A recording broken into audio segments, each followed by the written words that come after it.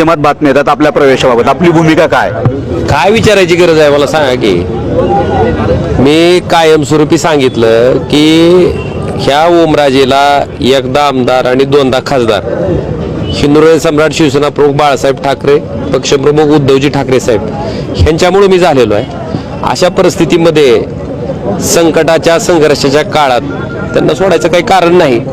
आणि आताचं जे राजकारण चाललंय ती कसं आहे, जिकडं खोबरं तिकडं चांगलं आहे, फक्त नाव जनतेच्या विकासाचं द्यायचं.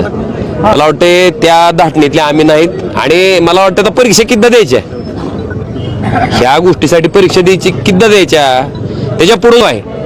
आणि ती जाणीव ठेवून आम्ही काम करणार आहे. त्याच्या पुढे जाऊन मी सांगतो, माणूस रिकाम्या हातानंच येतंय आणि रिकाम्या हातानंच जातंय.